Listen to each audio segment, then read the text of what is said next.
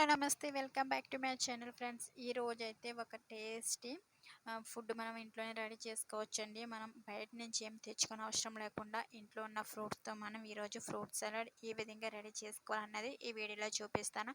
ఎక్కడ స్కిప్ చేయకుండా చివరి వరకు చూసేయండి. మనం అస్తమానం బయట తింటే మనకి హెల్త్‌కి కూడా ప్రాబ్లమ్ అయితది కదా! అందుకే మనకి కావాల్సినప్పుడు ఇంట్లో ఈ విధంగా రెడీ చేసేసుకోవచ్చు. దీనికి కావాల్సినవి నేనైతే ఫస్ట్ అర లీటర్ పాలైతే తీసుకున్నాను. ఈ పాలలో నుంచి ఒక టీ కప్పెడు పాలు పక్కన పెట్టుకున్నాను. ఎందుకంటే మనం దీంట్లో కస్టర్డ్ పౌడర్ యాడ్ చేయాలి కాబట్టి.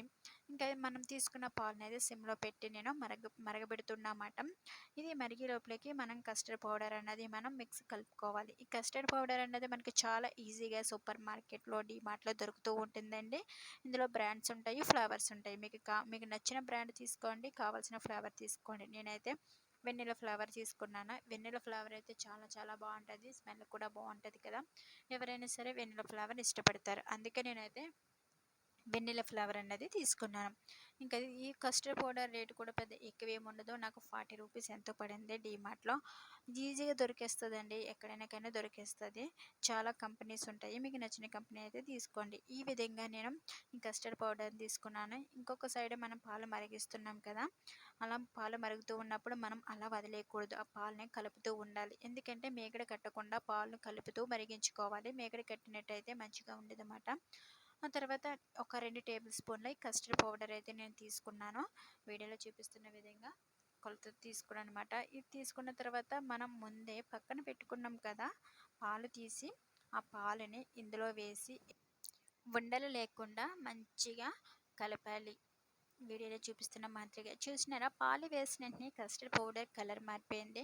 ఇందులో మనం ఎటువంటి ఫుడ్ కలర్ యూజ్ చేయనవసరం లేదు. ఇది చాలా కలర్‌ఫుల్‌గా కనిపిస్తది మనకి. ఈ విధంగా అసలు ఉండలన్నది ఉండకూడదండి. మంచిగా బాగా కలిసేటట్టు మనం కలుపుకోవాలి. ఒకవేళ మీకు పాలు తక్కువైతే మళ్ళీ మీరు యాడ్ చేసుకోవచ్చు. వేడి వేడి పాలు మాత్రము వేయకండి.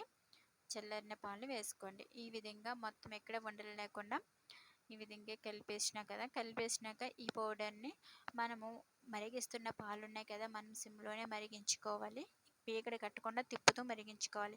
ఆ మరిగించిన పాల్లోకి యాడ్ చేసుకునే ముందు ఆ పాలలో అయితే మనకి స్వీట్‌కి సరిపడా షుగర్ అయితే యాడ్ చేసుకోండి. మీ స్వీట్‌నెస్‌కి మీరు ఎంతైతే కావాలనుకుంటారో అంత షుగర్ యాడ్ చేసుకోండి.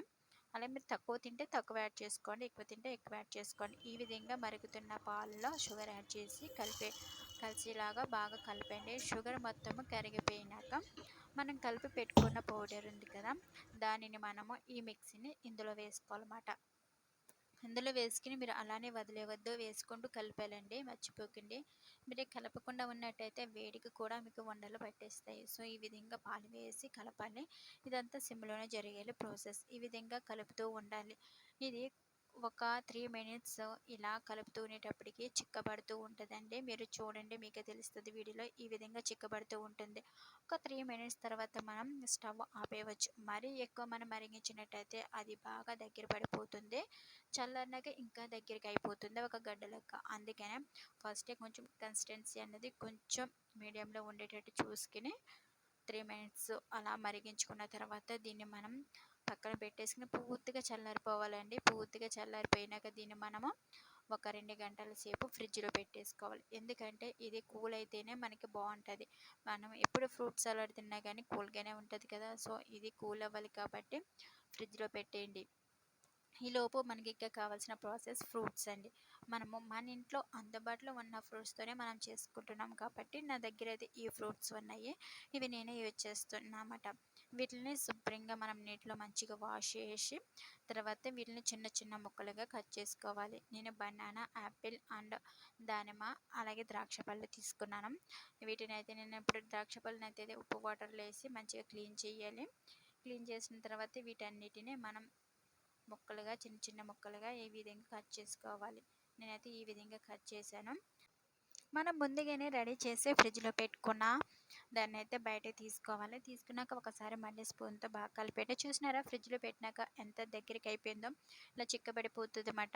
దీనిట్లో మనం కట్ చేసి పెట్టుకున్న ముక్కలన్నిటిని వేసేసి మంచిగా కలపాలి. కావాలంటే మీరు మనం ఈ కస్టర్డ్ మిక్స్ ఉంది కదా! దాన్ని మనం సెపరేట్‌గా తీసుకొని ఒక 2 డేస్ అలా నిల్వ చేసుకోవచ్చు ఫ్రిడ్జ్‌లో.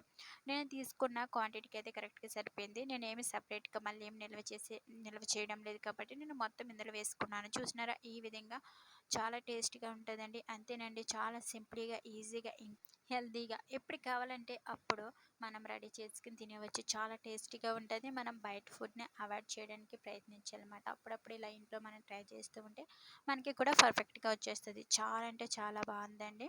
చాలా బాగా కూడా కుదిరిందన్నమాట. మీరు కూడా ట్రై చేసి ఎలా వచ్చిందో కామెంట్ చేయడం అయితే మర్చిపోకండి. Please subscribe my channel. Thanks for watching.